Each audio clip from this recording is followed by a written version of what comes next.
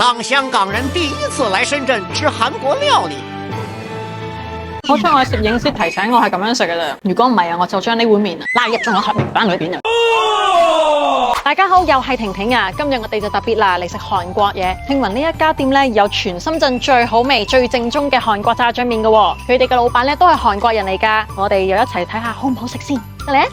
我哋行入去呢間店咧，左手邊就係一間細細嘅韓國超市喎，入邊咧就擺滿一啲韓國嘅小食啊、零食同埋飲品之類，仲有一啲少少嘅生活用品嘅喎。咁細超市隔離咧就係一間韓國嘅餐廳啦。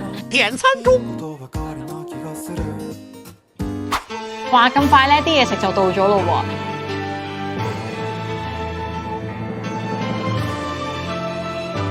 咁我哋就梗係要趁熱試下佢哋嘅招牌菜炸醬麵先啦。好啦，我哋要撈下佢先。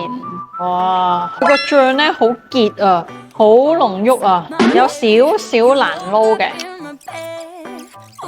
咁我就夾一住試下佢嘅味道先。佢個味道咧唔係好鹹，對於我嚟講偏淡咯。我應該用啲洋葱炒過嚟，好香洋葱味。但係食上去咧又唔係話真係好濃味。咁我哋又試下加啲泡菜，加啲酸蘿蔔、洋葱啦，睇下又會唔會好味啲咧？咁味好多喎，即係呢個麵咧要咁樣搭住嚟一齊食先得㗎。呢個榨菜同埋呢個酸蘿蔔咧就可以中和咗呢一個炸醬麵嗰個味嘅。個齋醬冇肉嘅炸醬麵，我覺得以30蚊人民幣嚟講咧，性價比咧就略為低咗啲。咁我哋又試下呢一碟佢哋嘅糖醋肉咯喎，睇下佢90蚊嘅價值喺邊先。個味唔係好重嘅啫，有少少甜少少酸嘅話，比我想象中清嘅，即係唔會話好油膩。但係以深圳嘅物價嚟講咧，90蚊就貴咗少少。我覺得呢碟糖醋肉仲好食過炸醬麵。咁我哋嚟試下呢一個38蚊人民幣嘅炒粉絲。咁韓國炒粉絲咧，我就試得多啦，但係喺深圳食韓國嘢我其實未試過。佢落油落得多得滯，有少少大油膩咁樣咯。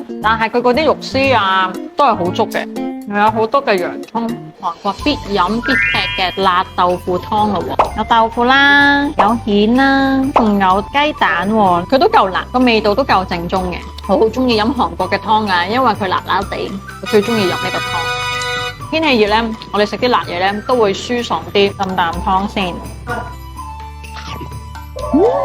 好啱我胃口。